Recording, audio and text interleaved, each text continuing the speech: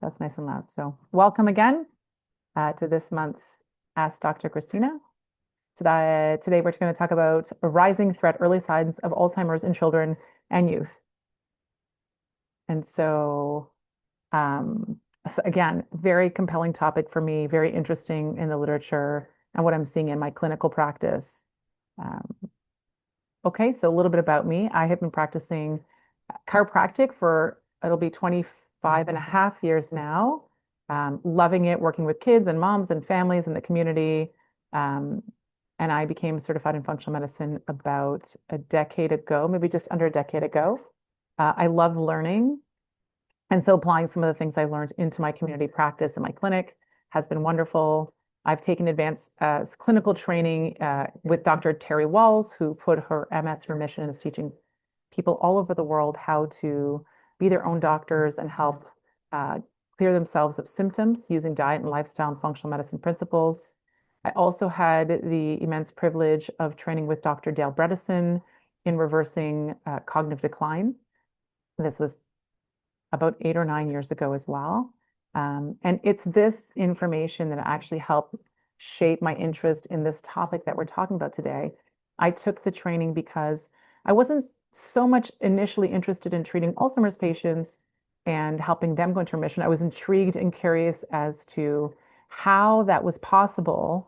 We have been, taught growing up that Alzheimer's and dementia are inevitable, and inevitably you can't get back your memories or your brain function. And he was starting to show, after only 100 patients, some remission, even some reversal. And that really intrigued me because in my clinical practice, even in chiropractic, I was seeing a generation of kids and youth with brain inflammation, ADHD, autism, anxiety, depression, behavioral disorders, mood disorders. And I wanted some sort of tools to explain it. And I realized that if we had been able to take elderly patients, patients in the later life stages, and put their symptoms in remission, perhaps we could use some of those same ideas and methods to treat people earlier and earlier when they have neural inflammation, so brain inflammation.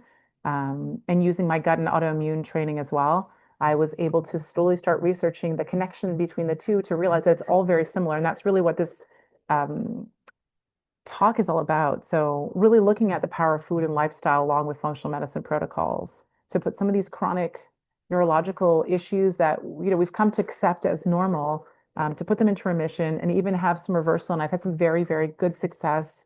I'm so grateful in seeing people who were not able to take care of themselves because of their cognitive decline, who are now able to take care of themselves, have their independence back, have some of their memories back, have their function back.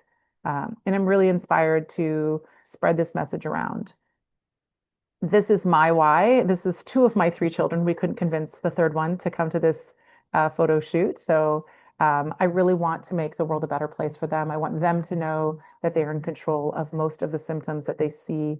I want them to know they can help their friends. And I want the best possible outcomes for myself and my family. So I do this because I have people I love, as you do. And the more we know, the better we can take control of our health and our lives and ultimately live fulfilling, vital, long lives that contribute to our communities. So just want to have a disclaimer here.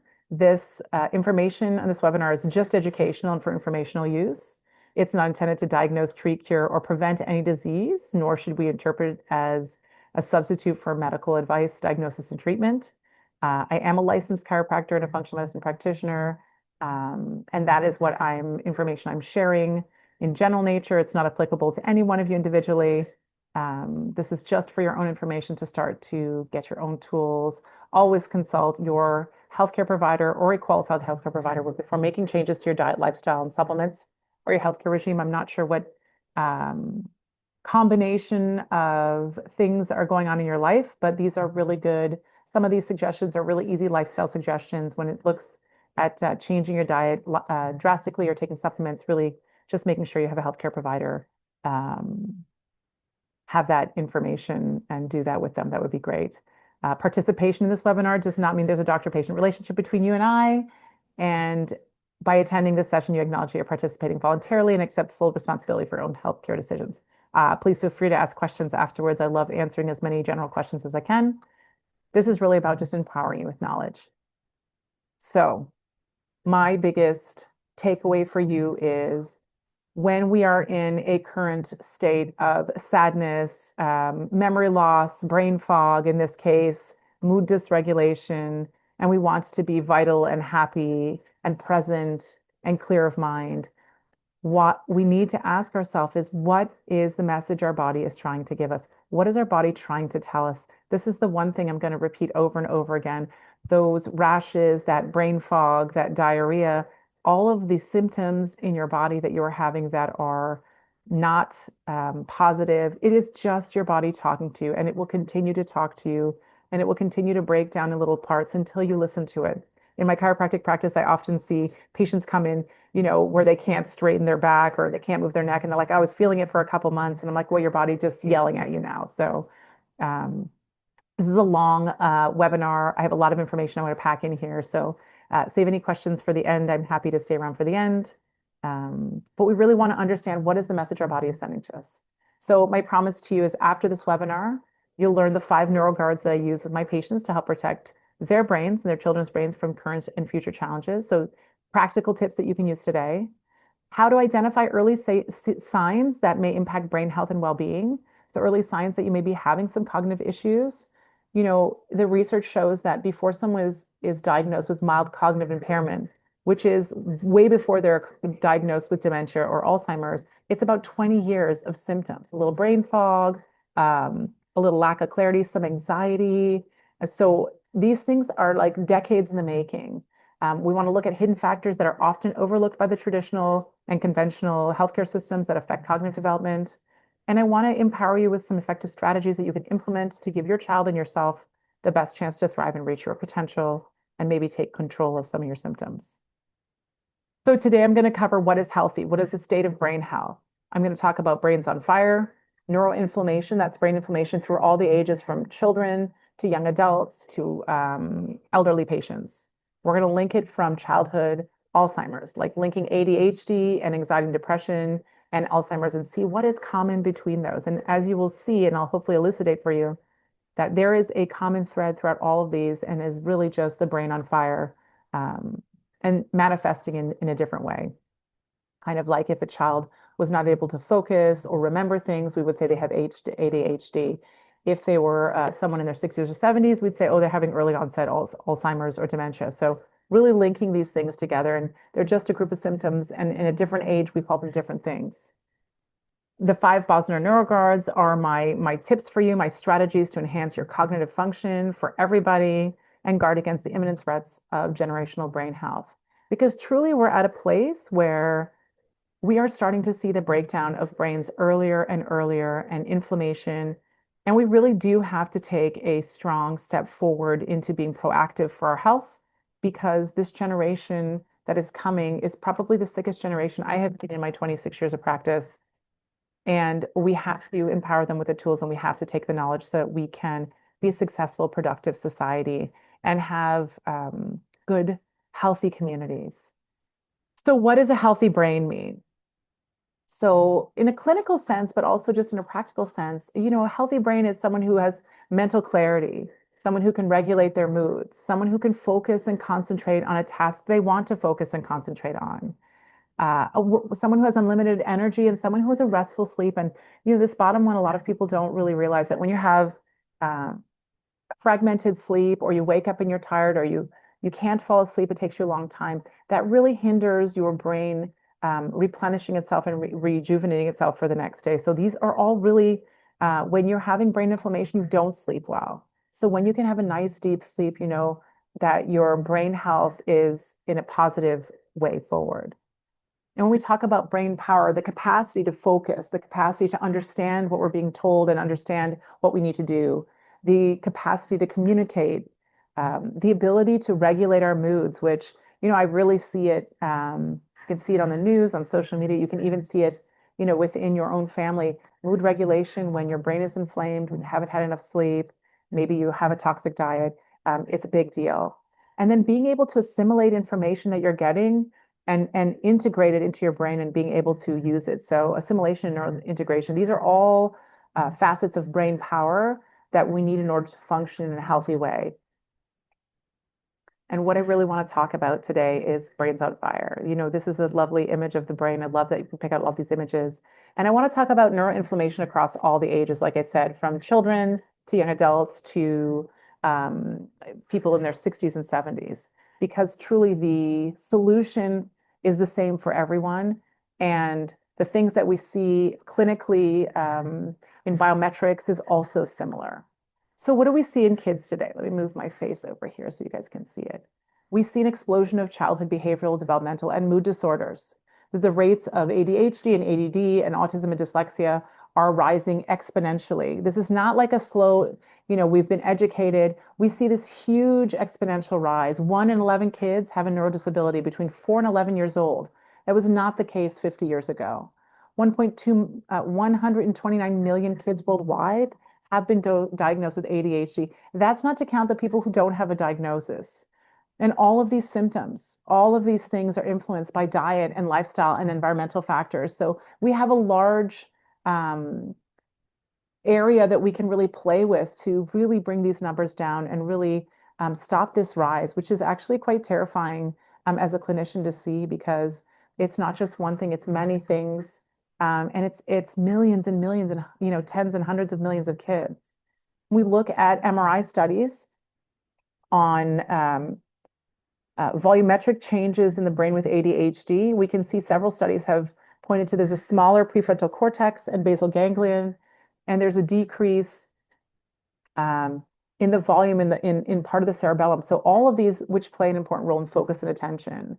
And what might happen in a child who has these volumetric brain changes is you may see these behavioral changes like laziness and sloppiness and forgetfulness, but it's all due to the lack of volume in the brain. So smaller portions, in those portions of the brains, it's smaller. And those diagnosed with ADHD in adolescents, and this study was age 16, had reduced brain volume as adults. So they had a poor memory function. Even if they didn't fit those lists, that criteria of ADHD, they had reduced gray matter in certain parts of the brain, which supports cognitive functions and memory. So, we see when we look on MRIs, we see this volumetric changes with ADHD. What we see in young adults these days is 31.9% of adolescents have had an anxiety disorder. And actually, I did this a couple of months ago. I put this research together. It's possible that's even higher. That's almost 32% have an anxiety disorder. 1 in 7 teenagers experience a mental health disorder. Suicide is exponentially rising. It's the fourth leading cause of death among 15 to 29-year-olds worldwide. This is not like a North American phenomenon. This is a worldwide phenomenon, and we have to take control. 1 in 6 people that are young have experienced one major depressive episode. And all of these symptoms, again, are influenced by diet and lifestyle and environmental toxins and environmental factors. So we're seeing this shift also in young adults.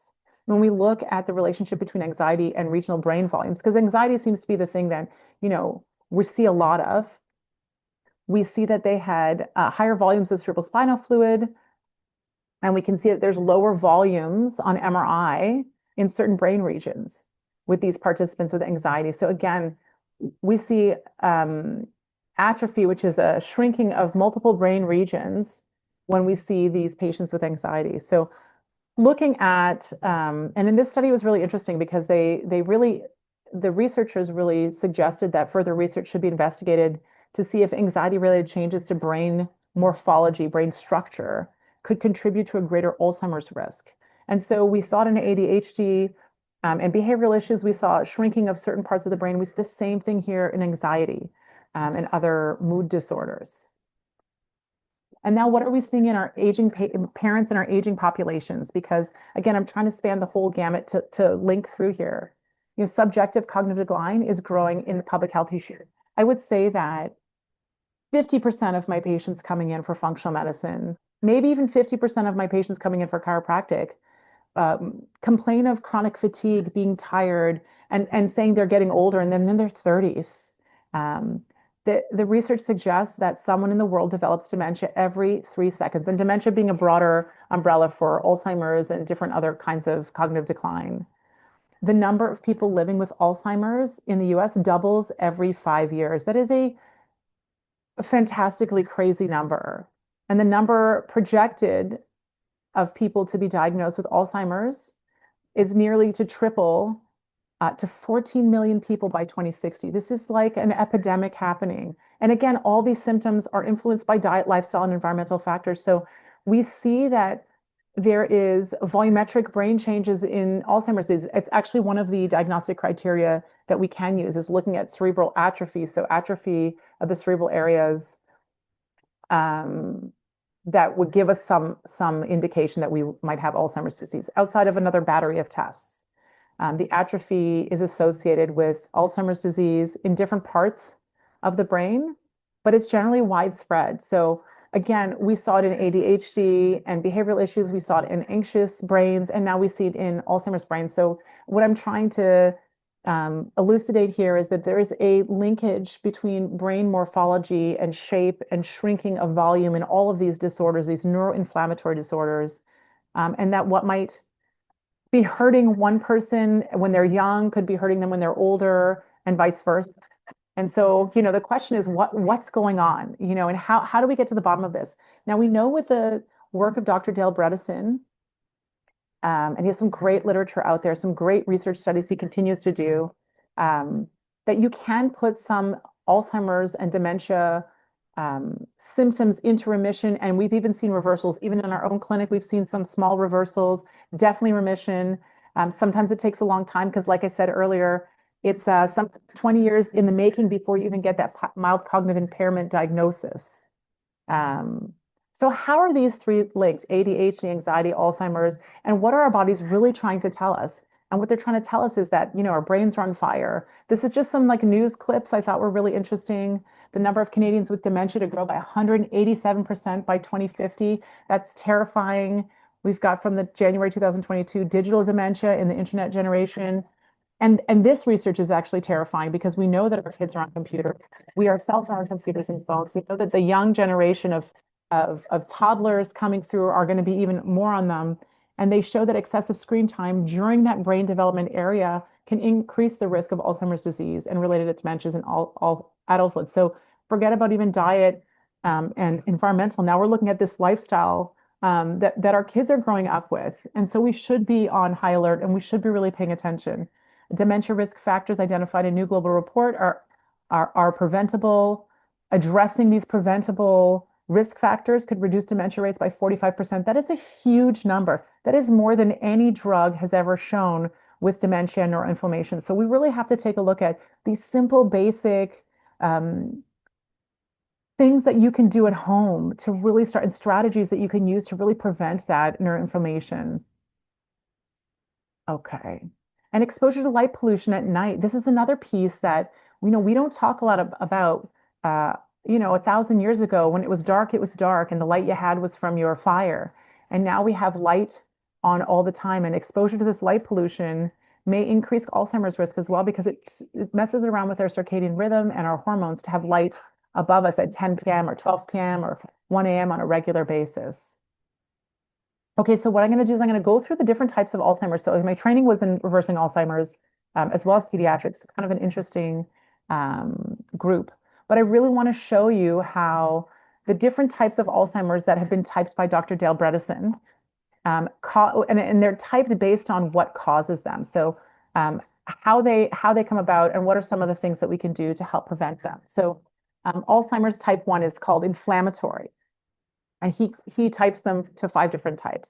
And inflammatory could come from leaky gut, could come from obesity, could come from autoimmunity, could come from bacterial and viral and parasitic infections in the gut, and also from poor dental hygiene.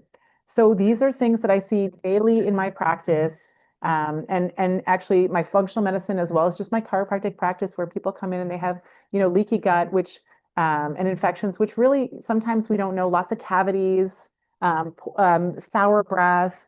All of these things, can risk it. And what are some of the interventions? If you do have one of these things and you want to prevent yourself from getting this kinds of brain inflammation that long term, 20, 30, 40 years down the road, if you have irritable bowel, you have to take care of your bowel. Not only are you probably having a bacterial imbalance when you have too many bad bacteria, not enough good bacteria. So they're producing toxins which are inflammatory to the brain because the gut and the brain are connected. But you're also not absorbing as many nutrients as you need in long-term trophic problems. And that's another one of the types of Alzheimer's as typed by Dr. Dale Bredesen can also lead to brain inflammation. So what are some of the things you can do if you have this kind of inflammatory type of profile? You can optimize your nutrition to fit gut health, fix gut health. You can optimize your microbiome, identify your food intolerances and sensitivities. Most of us know the things that upset our kids' bellies or upset our own bellies. We continue to eat them. I can't tell you weekly. I have patients come in and say, "Oh, I did that thing and it gave me diarrhea, but I knew it was going to, but I love that thing." And really have to start listening to why is your body giving you the diarrhea or the bloating or the constipation? It's a message. Our body is amazing. It's giving, or that anxiety you're feeling after you eat something. Is your blood sugar dropping or rising? Optimizing digestion with enzymes, considering bone broth and deglycerized licorice if you're having some heartburn. Becoming more insulin sensitive and regulating your blood sugar is super important for that obesity part of inflammatory arthritis, inflammatory Alzheimer's. Optimizing your oral health, the oral microbiome, the microbiome in the mouth. I could do a whole lecture on oral and dental health in terms of how your oral microbiome, the bacteria in your mouth and in your throat, how it affects your overall health, and it's quite tremendous. Actually, there are studies that are showing that P. gingivalis, which is a bacteria that we find in the mouth, is found in these studies in every single Alzheimer's patient in their brain. So we know that the mouth bacteria can affect the way the brain functions. So optimizing oral health is really important. And then eliminating gut pathogens and parasites and bacteria and Lyme. That's what we do a lot in our functional medicine practice. We do that testing to see what's going on in there. And you can work with a practitioner to do that. Those are really, really important things. What are some home solutions you can do? Curcumin, the active component of turmeric, the turmeric root, which you can also shave into your food, or you can have turmeric as a spice. It's very anti-inflammatory. That can help bring the inflammation down. Berberine is a natural supplement that helps regulate blood sugar and helps you become more insulin sensitive, super easy. N-acetylcysteine and glutathione can help with detoxifying. It's our biggest, glutathione's our biggest detoxifier in our body. And it can help leach out different inflammatory uh, um, toxins that are coming from these bad bacteria and viruses. And you can even try activated B vitamins. B vitamins are really good. We need them for detoxification and we need them for inflammation. So these are some like really simple solutions. If you think you're on that inflammatory part of your body, and looking at how long-term that might affect you, these are some easy solutions. What are early signs? So, like as a kid or a young adult, you may have chronic digestive distress, like constipation. This is something I see all the time in my functional medicine practice. And the days have to be gone where we're like, it's just a little constipation. I've always only gone 3 times a week, or it's okay. I have a little diarrhea, but it's done by the morning, so it's okay. Um, Mood dysregulation, like late mood dysregulation. And if you yourself see that that's happening more and more, it's your body telling you it's not okay. Obesity is a great early manifestation. High body percent fat. You don't actually even have to be heavy. It's just that high body percent fat is very inflammatory. Those fat cells are very inflammatory. And then cavities shows me that your microbiome in your mouth is dysregulated. Lots of strep and staphylococcus imbalance, and that can give you the cavities. And that is a reflection of bacterial overgrowth in your gut as well. So these are some early signs. So, if you're one of these people or you have a child or a friend whose kid is having one of these, this is like a great warning sign to tell you, hey, if you continue going on like this for decades and decades, your brain is going to get inflamed. You're not going to be able to think clearly, have mood regulation, have good sleep, and long term it might lead to some dementias. Dr. Dale Bredesen's type 2, 1, 2, 1, 5 Alzheimer's is that glycolytic sugar toxicity. This one is great to talk about because we all know that sugar is not great for us. And we're not talking about fruit sugar, we're talking about candies and processed sugar. We know it's highly inflammatory and it can lead to insulin resistance. And it's highly inflammatory in everybody, too much sugar. It's highly addictive. It can definitely push most chronic illnesses, but specifically we call it diabetes of the brain, Alzheimer's type 1.5. And so For, I would say 60% of my patients with cognitive decline, even ones that just have brain fog that are younger in their 30s and 40s, lowering their sugar intake, mostly having fruit, having very little processed sugar can really change that brain fog and that cognition and memory quite quickly. And that's a really simple one for everyone to do at home. Just less sugar, more savory, more proteins and fats. That's really important. So, some of the solutions, if you know that you like love sugar, it's usually we crave sugar when we're not satisfied, and our blood sugar is going up and down like a loop, and that's very inflammatory for our body as well. So we want to look at eating fats and proteins with each meal. And so take a look at your meals. Especially if you find your mood drops in the afternoon or you get a little foggy and you got to have a coffee, take a look and see what your breakfast and lunch were like. Is there some fat, some healthy fat? Is there some protein? It could be some eggs, it can be some olives, it can be some avocados, some nuts and seeds. Our body does need protein, and our brain needs protein and fat to function. So ghee, duck fat, beef tallow, grass-fed butter, coconut oil, coconut cream, avocado oil, avocados. These are all different kinds of healthy fats that you can add to your meals to also help you keep satisfied so your blood sugar doesn't go up and down so that when you have the drop, that you're not craving that sugar because you're not having as many drops. Low or no processed sugars is really the key. Healing your insulin resistance, and that can be through time restricted feeding. It could be through weightlifting, which I encourage everyone to do some, progressive overloading, a little bit heavier than your own body weight to really help build some muscles because that helps with insulin resistance. Also really helps for brain function. So that's strength training and movement, and then optimizing your sleep. So important to optimize your sleep. If you know you're one of those people, figure out why you're not sleeping.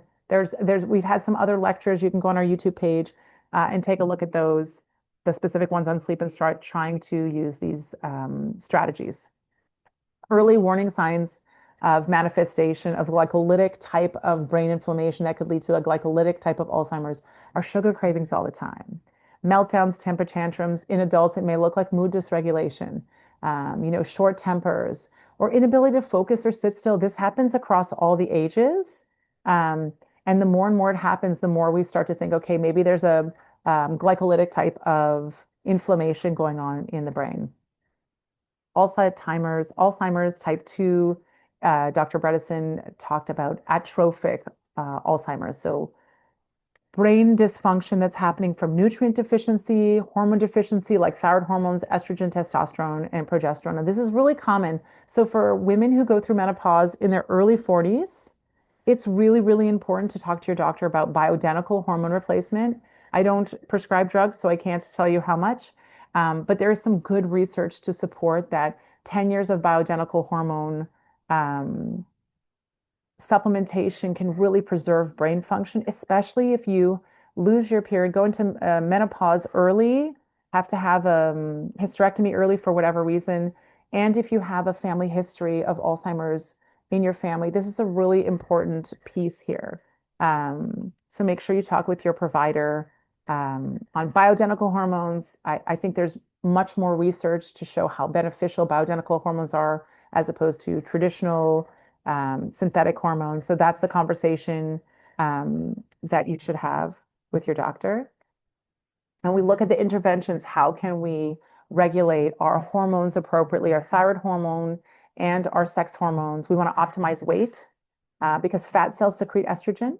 And so we want to make sure we don't have an estrogen dominance. That can be a problem. Hormones require fat and protein. Actually, fat cholesterol is the building block of hormones. So if you are on a low fat diet, especially as you get older, into your 50s and 60s, because that's what we were taught, low fat, high carb. Now we have a generation of patients with dementia. Um, you need fat for your brain to function. So the cholesterol is really important in food. Healthy fats are the way to go. Adding healthy fats and a good amount of protein. And I always tell people like as a 30 grams per meal should be a minimum of protein. And if you're not used to eating that, just slowly start trying to increase. Make a little bigger portion of meat, add an extra egg, have a protein smoothie in the middle of the day. This is so important that you don't have this atrophic kind of function to your brain. And again, focusing on stress management because stress can shrink the brain. And focusing on strength training will be really important because that helps regulate the sex hormones, but also helps with your thyroid hormone which is important. Some other solutions, which are super simple, which a lot of people do anyways, is adequate B vitamins. I like to activated B vitamins. They're better absorbed. Vitamin D, having low vitamin D can also affect brain function. Omega 3s in fatty wild fish is important. Sardines, black chard, and salmon are good examples. And choline, phosphatidylcholine, which is really important for brain health as well. We find that in eggs, a lot in eggs, and you can take supplementation. So these are some of the solutions if you think you're on this path. An early warning signs of manifestation of this type is brittle nails. Brittle nails shows me you have nutrient deficiencies.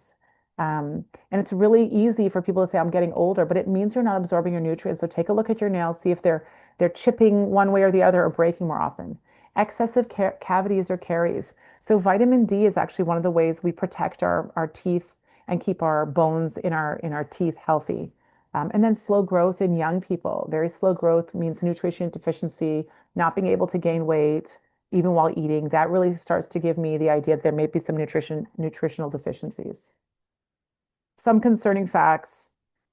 This is actually one of the things that when I researched this a couple of years ago, the research coming out on hormonal levels in teenage boys is actually astonishing and scary.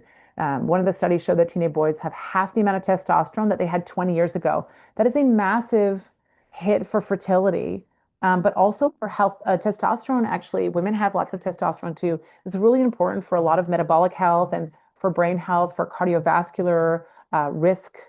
Why are we seeing this? Like, what's happening? And one of the things that I would say is that the xenoestrogens, the fake estrogens in our plastic and some of our um, makeup and some of our body lotions and perfumes and things like that are really starting to affect the testosterone levels in our societies. And this is a risk factor for the brain and for the cardiovascular system.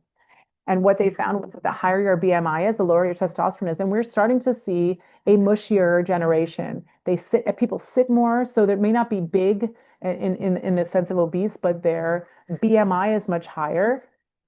And because of that, their risk of having lower testosterone increases. And again, that is a risk factor for early onset dementia and cognitive issues. Sugar consumption is associated with low testosterone levels. And I can tell you that in the last 20 years, the number of teenagers and kids that are drinking sweet drinky drinks and but on an exponential level has increased. So, this is another factor for decreasing testosterone levels across men and women and increasing your risk for that type of brain inflammation. Alzheimer's type 3 is a toxic type of Alzheimer's. And this one we see a lot of in our practice. And usually when someone has some brain fog or brain dysfunction, even if a kid is having some brain fog or a young adult is having some anxiety or depression or mood dysregulation, we usually see a combination of these factors. So you may be nodding your head to some of these things and maybe not to others, but this toxic type of Alzheimer's we see really starting to grow with all the persistent organic pollutants and pesticides in our environment that we kind of can't get rid of, the PFAS, the forever chemicals that are in a lot of our clothing, so that they're cheaper and they last longer. We're seeing heavy metals in the sky. Atmospheric mercury is actually a thing that comes from the environment, and we are seeing lead and cadmium in our chocolate. So we are seeing an onslaught of toxicity in our diet and lifestyle. We've got organic chemicals in the groundwater, in the sky. We've got pesticides in our food. We've got petroleum products that we're consuming and eating, chemtrails that we're starting to see a lot of in geoengineering, biotoxins like Lyme and mold and exposure to tick bites. All of these things can create brain inflammation long term and really lead to Alzheimer's. And like I wrote here, dementogens are everywhere. And it's not to scare you, it's to say we have to take some precautions. I live in a big city, I live in Toronto. There's lots of buildings, there's lots of people, there's lots of pollution. I try my best to eat healthy, but I still take some precautions that I use these strategies I'm sharing with you. I eat detoxifying food every single day in my diet. Cruciferous veggies, onions and garlic, mushrooms, and eat a sauerkraut. They're all detoxifying. I have a sauna bag. I have a sauna. I try and sweat on a daily basis. I have my kids in the sauna bag sweating. And, the research on sauning, it's like the best investment that you could potentially make if you were to make a big purchase. A sauna bag is a little less expensive than a sauna. We have a lot of different options on our website that I personally have and we have in the clinic. But it is one of the best ways to get rid of toxins that you're absorbing in your environment or ingesting. So hydration so that your body can push things out. If you have a suspicion of mold, it's really important. Oftentimes, when I'm working with patients who have, mystery symptoms that no one can get rid of or chronic conditions they've seen lots of doctors for, we will do an organic acid test. It's a urine test. It will give me the indication if that person is being exposed to some mold or if there's something in their environment they have to detoxify. And then I recommend highly people get their home tested for mold if you even think that it's musty, because it is a massive impact. The last 5 patients I saw that were in their 50s with early onset Alzheimer's, all had mold toxicity. No one could see it in their house. It took us a long time to get on top of that. But as we started remediating, function started to shift and change, and we started to see big changes. So really, really one thing we don't want to miss is the environmental toxins, that toxic overload in our environment. Here's some other solutions. You can do weekly binders. Um, I use a company called Cellcore Biosciences. They have a great toxin binder that I will use, and I can use it in my kids' smoothies a couple times a week. The Cellcore website is on our Dr. Christina Bosner on my Bosner Health page that you can find at Cellcore has great products, and I just kind of sprinkle them in because we, like I said, can't get away from the toxins, at least the environmental toxins and the pesticides and the pollution, but we can help ourselves. Cruciferous veggies, again, broccoli, cauliflower, um, cabbage, sulfur-containing foods that are detoxifying, like onions and garlic. Add them to your daily diet. We have cruciferous veggies in our diet at all, like every single day almost. And if we miss it because I'm too lazy to cook, I'll add a scoop of sauerkraut or kimchi or something with cabbage onto my kids' plate so they've eaten something like that. So these are really easy things that you can literally go out and do today and know you're taking one step to having a little bit of a healthier body, and that means a healthier and more functioning brain. Early warnings, signs of manifestation of this toxic kind of Alzheimer's, the inability to concentrate. Chronic headaches and migraines. You'd be surprised at how many people's chronic headache migraines are due to what's around them. Sleep disorders, waking up multiple times a night usually means that you're being exposed to some sort of toxin and your body is trying to detoxify. And there's such a dump of toxins that it's very challenging for the body, and you wake up. Learning disabilities and behavioral issues usually are early warning signs of inflammation from toxins. Highly sensitive to chemicals or foods. So people who are sensitive to multiple foods or smells, if you can smell, that's an early warning sign that your body is having a challenge and a toxic overload. Unexplained rashes and hives, especially when you're out in the sun or when you sweat.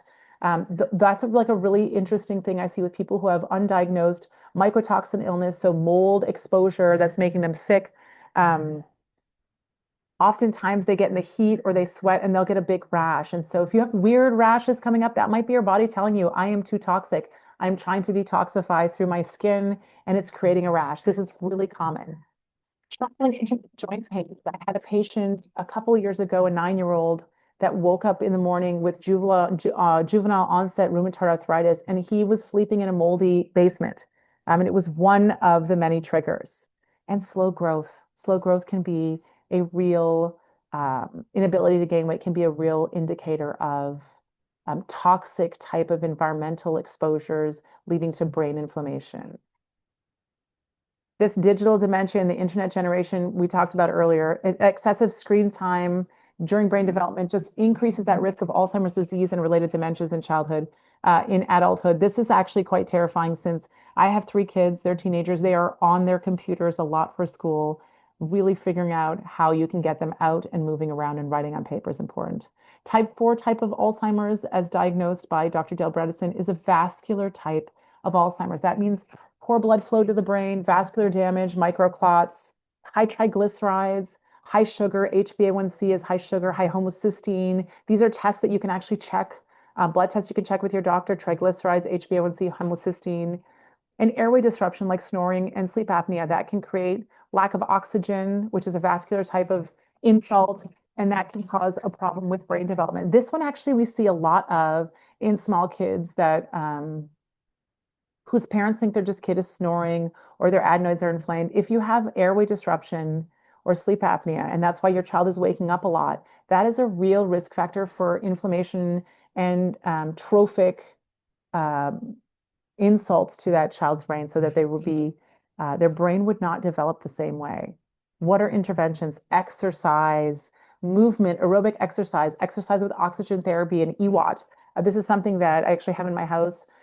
We plan to offer to the community soon. You can get your own exercise with oxygen therapy just to perfuse the brain and different parts of the body, minimizing a sugar diet, low sugar diet, minimizing seed oils that are super inflammatory to the cardiovascular system, like sunflower, safflower, canola oil. These are all really inflammatory. So these are things you can do at home really easily. That's why walking briskly, getting out of breath, pumps oxygen to your brain, which keeps it healthy. Adding healthy fats such as um, extra virgin olive oil, avocados, nuts, and seeds. These are also very, very good for helping with a vascular type of Alzheimer's because it helps with the cardiovascular system. It helps regulate um, the blood pressure and it helps with bringing oxygen to the brain. Increase blood flowing foods that upregulate nitric oxide. So nitric oxide is what helps bring oxygen and increase blood flow. And you can eat foods like arugula and spinach and kale and beets, and adding these again a couple times a week to your diet, a little bit of arugula in your salad, a little bit of spinach in your scrambled eggs. You know, some beets with orange is like a delicious kind of side dish that you can have. And those beets are full of nitric oxide and some iron and some other great things. What are the early signs of manifestation of this type of vascular type of neural inflammation? Sleep apnea and snoring in kids, poor sleepers, chronic tiredness. You wake up in the morning and you're exhausted, and you're getting 8 or 9 hours of sleep and you're still exhausted. Brain fog, anemia, all of these things are early warning. Anemia, being able to, the anemia shows that you're getting less oxygen to your body, meaning less oxygen to your brain, meaning you can get some inflammation there. And the type 5 Alzheimer's, as diagnosed by Dr. Dale Bredesen, is this traumatic type of Alzheimer's. So these are head traumas, brain injuries, concussion, and also mild repetitive head trauma, which a lot of people don't think about. Um, Really important after you get a head injury to get proper treatment. Usually when you get hit in the head, and I've seen many patients, they get a leaky gut. So they have diarrhea for a couple days, or they have constipation, they have bloating, their gut just doesn't work the same way. It's because the gut and brain are so connected to each other, and what happens to one will influence the other, and vice versa. You want to, when you have one of these um, traumatic type of brain injuries, even if it's subtraumatic and you just got a bonk on the head, optimizing your omega-3s, maybe even doing a ketogenic diet for 1 or 2 weeks, or 3 or 4 weeks if you have a concussion, would be really healing to the brain. And what a ketogenic diet really means is that in the percentage of fat and protein and carbohydrates, that your fat percentage is higher. This doesn't mean eating a bunch of bacon. This means that you have a lot of vegetables, low starchy carbs, you have some good quality protein, and you're eating olives and you're putting olive oil on things. So your percentage of calories that are coming from your meals are higher in fat to really help heal the brain. And also we want to spend time in nature. So around the trees give off different chemical smells that gets very, very healing. Anaerobic exercise, especially this exercise with oxygen therapy, this EWAT. So some other solutions, we talked about this keto flex diet that Dr. Bredesen talks about, that you can look up online. It's super easy to follow, and just implementing, adding a little more fat and a little more fat at each meal, especially if you had a brain injury. Adding omega-3s like wild-caught seafood and walnuts and chia seeds and some hemp hearts. Those are all great things to also help when you've had a traumatic head injury. And then increasing those blood flowing nitric oxide containing foods like we talked about before, arugula, spinach, kale, and beets.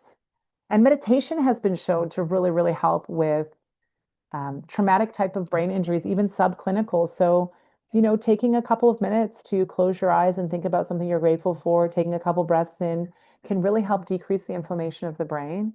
And there's quite a large amount of research showing that it's very helpful. So all of these things, adopt a small meditation practice, 3 or 4 minutes in the morning, 5 minutes if you have. If you have a child that has a concussion, it's really important to get on top of these things right away. What I tend to notice is that people get about 70% better and then they can make it through their day, and they always have this kind of 30% deficit. And I think doing some of these strategies right at the beginning can be extremely helpful. And I've seen them really even help when it's a little bit later, just to help heal the brain. Early warning signs of manifestation of this kind of traumatic type of neural inflammation. Um, Following the same simple solution, kids should be getting better after a month. Actually, anyone should be getting better after a month, unless you've had a lot of concussions and hits to the head. But then you want to really take warning. If there's an onset of mood disorders, post-head trauma, we know that there is some sort of concussion, that we know that there's some inflammation in the brain. And depending on where the head was hit, it may manifest in different ways. And increased anxiety is a really common one. So we know that there is a rising threat here. We know 1 out of 5 children are diagnosed with a mental health illness or learning disability. We know 2 out of 3 kids don't get diagnosed, and actually just 2 out of 3 people don't get diagnosed or seek help. They just kind of go on this way. These numbers are increasing, and really our system's not equipped to address the underlying issues. So we do have to take things into our hands and take some lifestyle strategy steps that are very, very powerful, but very simple to help prevent this kind of neuroinflammation decades from now so that we don't have these problems. Now they're literally approving medications for children as young as 2 based on these neuroinflammation. So it's really, really important. Okay, lots of information. So here at the end, here are the simple solutions. We call them the Bosner NeuroGuards. My simple solutions that seem too simple to work, but they really, really work. In order to keep your brain healthy and vital, and to keep your child's brain healthy and vital. And if you have a parent who's struggling with dementia, really starting to use these strategies will make a tremendous impact if there's consistency and you're layering them. So our NeuroGuards are nature and movement, nutrition, protection from modern living, and relationships and intimacy. So nature, being and playing outside, playing outside, so important. In the Asian cultures, they use something called forest bathing, where they take their chronically ill patients in wheelchairs and they sit them in the forest. And there's something that happens to our nervous system when we're in nature that is very anti-inflammatory and helps heal us. So going for a walk, hugging a tree, sitting in your backyard if you don't have time or if you're not feeling well in nature is going to be very important. Grounding. Grounding is super easy to do. Take off your socks, run around in your backyard, stand on the stone in your front yard. Having your kids do this is really easy. Even having your elderly parent who doesn't do that anymore, be able to take off their shoes and socks and just stand in the ground. There's some sort of chemical reaction that happens to the ions in our feet and the ground that is very, very helpful. And there's some really good literature on that. Getting sunlight into your eyes, making sure that when there is sun in the day, you're getting a little bit into your eyes, and getting fresh air. These are super easy strategies that every person can do, no matter how busy your lifestyle is. You can take a walk around the block in between your lunch at work. You can get off of a bus stop earlier. You can take a walk around the block in the morning before you go to work. You can step outside in your backyard while you're drinking your coffee, which is the way I do it, and look at the sun all at the same time. Movement.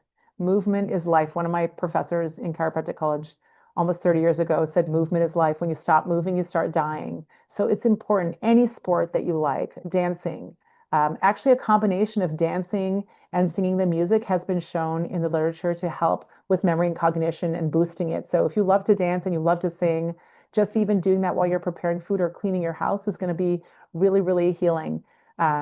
Combining that movement that you like with getting outside is going to be a double whammy. You're getting out in nature and you're going for a walk. For those of you with young kids, that's super easy. We take them outside to the park and we run them. This was a really good strategy when my kids are little. Now they're a bit older. They're teenagers. They're on the computers a lot with schoolwork and then with sports. And a lot of our sports are inside. So we make an effort to go for walks and do things in the backyard as much as we can. And for those of you with aging parents or friends who have dementia or have some cognitive impairment, really getting outside, going for walks, going for tea, really just trying to move more and more times daily. We have the most sedentary generation out there, and they now say being sedentary is as bad as smoking 20 cigarettes a day, which is really terrible. It's like the new smoking. So getting up and moving often, taking the stairs, walking a couple loops around your house. If it's freezing outside and you don't want to go, walk up and down your stairs, squat up and off your couch. That movement is really preventing loss of brain function. Nutrition is easy in my world. So whole foods, one ingredient foods, meat, eggs, avocados, fruit, no processed foods. If you're really already having some brain inflammation, as manifesting as anxiety or inability to focus or forgetting things or having really bad sleeps, when you go to a whole foods diet where you're just eating home cooked meals, no processed food, low sugar, no food additives or colorings, you will start to see that brain fog go away. It's very easy. We do a reset program in the clinic, and it is like an 8-week anti-inflammatory approach to eating, and people start having less and less brain fog and more mental clarity within the second week. It's that fast. You have a tremendous capacity to radically shift your health by just using nutrition and not seeing anyone else just making good choices for nutrition. I would say eat like your grandmother ate, unless your grandmother ate fast food, which most of our grandmothers didn't eat fast food. Soups and stews and eggs and fruit and healthy legumes, all of those things are whole foods. Modern living is one of the biggest threats for our next generation. I have to say that we love the convenience of the routers and the fast Wi-Fi and all of the things that we have in this modern world, but it is one of the biggest threats. So here are some strategies. We're not getting rid of our computers and phones. We have them. Turn off your router at night so you're not getting that Wi-Fi signal going through your house at night. Put your phone in airplane mode when you're carrying it on your body so you're not being exposed to EMFs, electromagnetic frequencies, because for some people that affects their body and how it feels. Limit your phone use of your children until 18 years old. Oh, I know this is a hard one. I have teenagers. I'm constantly saying, hey, put that phone down, but it is going to be worth it long term. Keep your laptop off your lap. Please stack some pillows, put it on a table. It's a lot of electromagnetic frequency that we're starting in the last 20 years to really learn about and see what the effects are. And they're actually quite exponential. Clean beauty products. So this is one that, I would say the young people of today are really using toxic products, and a number of them. And being able to go on a website like environmentalworkinggroup.org, that's EWG.org, and looking to see how toxic are your products. Now, this one will be linked to that hormone toxicity that we looked at in that type of Alzheimer's, that trophic loss of estrogen, loss of testosterone, disrupted hormones. Clean beauty products will be helpful for that. So really looking at the most minimal stuff. And again, you could look at EWG verified stuff on the ewg.org.com, .com website. Filtered water. There's a lot of different filters out there. We just want to try and take some of the chemicals out of our drinking water, especially if you live in an area where there may be pesticides and herbicides, because that is what is going on in your environment. Really just using a simple, like under the water, under the sink one, you could use a Berkey filter, which is you don't have to put anything, especially if you live in an apartment or it's not your home, you're renting. You can use the Berkey filter. These are all wonderful things that you can use. Organic foods as much as possible so we can avoid pesticides and herbicides. That is really, really important. Red light at night, you can get a red light. These are all like kind of extra things. No electronics 2 to 3 hours before sleep, and limit your EMFs. I'm not sure what's happening there. Limit your EMFs, your screen time, your toxic exposure, and your artificial light. So at night, try and put your nightside tables on so you don't have light overhead, so you're not screwing around with your hormones, so your body knows, okay, it's time to go to sleep. Lots of pieces here that you can work on.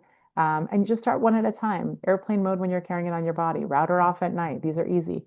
Take a look for filtered water. Try and purchase some more organic food, best to your budget that you can do it. This one is really something we don't talk about a lot. And this is kind of one of those things that I feel like is extremely important. And I speak to all of my patients about relationships and intimacy. And I mean, not just relationships with family and friends, that's very, very important, but listening to your body, listening to yourself, your relationship with yourself, not just pushing through when you're exhausted, not eating that thing because everyone else is eating it and you know it makes you feel bad. You have to start listening when your body's yelling at you. You have to go, oh, I'm actually going to stop pushing yourself at the gym every single day because you had a stressful day at work. That is super inflammatory. Your body needs a little bit break. That's a lot of stress. So listening to your body, and that just requires time. When you have a symptom like a rash, for example, I have some kids I treat who, when they eat junk food, they get acne. And I've taught them, and these teenagers are forever grateful because they don't get acne as much. When you eat certain things, your body will respond by disrupting your hormones or making you tired. They get acne. So when you're getting a symptom like a rash or a pain in your stomach or diarrhea, or you go to bed and you can't sleep, think about what is the message your body's trying to tell you and really start to cultivate that relationship with your body because most of my patients know what's making them sick. They just don't trust their own intuition and they're not listening, but they repeat it over and over again. There is a connection between isolation and anxiety and isolation and loneliness, worsening mental health issues. And we've actually shown as well that being isolated from others and that feeling of isolation is actually biochemically and physically inflammatory to our body and our brain, comparable to like 20 cigarettes a day, which again is awful. So if you are alone, if you don't have a lot of friends, try and make connections. There's online groups, there are walking groups in the park, there are people that meet at the library. Ask for help. This piece is super important as well. And as we see more and more people in their computer world and not interacting, we see that loneliness going up and that isolation going up. Okay, so our five neuro guards: nature, movement, nutrition, protection from modern life, and relationships and intimacy. Pick one. Go from there. Share this with people that you know and love. So what can you do today? So you can download at drchristinabosner.com, all one word, drkristinabosnar.com. The Bosner NeuroGuards for kids, NeuroGuards for any brain. Very important, very easy guide. Maybe you can share it with someone who you know who has a child or a loved one that's struggling with something that might look like neuroinflammation. And we're really excited to offer this. This is the first time we're doing this, actually. I have been using this CNS vital signs neurocognitive testing in my preventing cognitive decline and cognitive decline program for quite a long time. And it just gives you an objective measure and like objective and precise measurement of where neurocognitive functioning is. So lots of different, it's about a 40-minute online test. It provides quantitative baseline for your brain health. So even if you feel like you're doing well, you can take it, and it gives you like a meaningful kind of interpretation of reaction time and how your brain and cognitive function is working. And for people who are not having issues, but maybe have a family history of some neurocognitive or neuroinflammatory disorders, it's a great baseline to take. And if you are struggling with brain fog or you have a kid, it's an incredible baseline test to give you an indication, like, is it just what you're thinking, or is there something actually wrong with your verbal memory or visual speed or your executive function? It's particularly useful as a baseline. So if you do get a concussion or you do have like some infection and you start to notice change, you can retest and see, has there been a change from your baseline? So um, I'm really excited about this. We do this testing and then we do a little interpretation. And normally we're offering it for $250 and now only for $199 with an interpretation. So you take the test and then you get an interpretation from myself or our brain health coaches. And it just helps you have early detection of cognitive impairments. Many of my patients who come and say, I want to do the pre-code program, I want to prevent cognitive decline, will do this test, and they actually see that they already have some deficits. So then we work on the diet and lifestyle pieces and sometimes go deep with the functional medicine testing, and then we retest, and then we can see some shifts and changes, which, are really encouraging for a person, but also it's just a really good way to assess where you're at. So you can track those changes over time and you can create and refine a plan of action. If you're doing something and you think it's working and you take it and see if there's been any changes. If you see more of a decline, you can say, okay, I've got to cut my sugar out more or exercise more or really look at that gut health. Super interesting. It's available in 60 languages. I've used it in German. I've used it in many different languages. I love it. I'm so excited to offer this. On the NeuroGuards, the drchristinabosner.com page, you can do this, book a cognitive assessment with Dr. Christina. If that's something that interests you, with a small interpretation afterwards, that's what it is. You get to do the test and it gets interpreted and you get an interpretation with some general suggestions for your own health.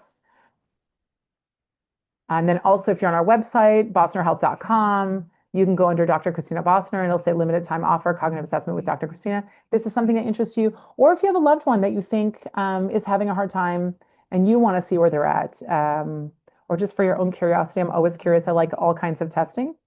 This is a wonderful objective test that you can just use to give yourself more information. If you're looking to get a hold of me or learn more about me, I'm at Dr. Christina Bosner on Instagram.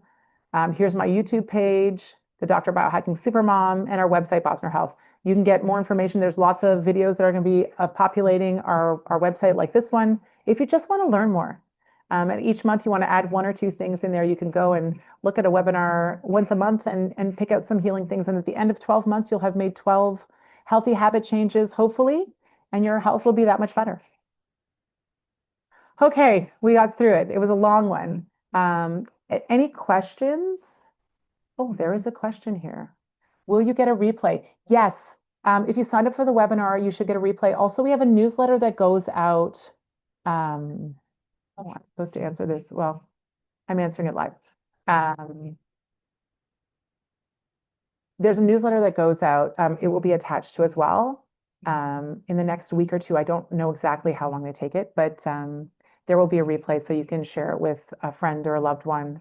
Or if you just didn't have a pen and paper ready and you wanted to jot down some notes, it can be useful to you. I'm so grateful if you can share it with anyone in your community who needs it, because this is the way we can impact more people and get healthier.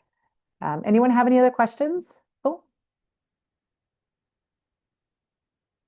oh, thank you for thanking me. I'm always really happy to share what I know and hopefully impact more and more people, because now we're offering this free monthly for people to really just take care and control their health and start feeling better. So I'm grateful for you to being here. Thank you so much. And we will see you next month on our next Ask Dr. Christina. Nice to see you. Bye bye.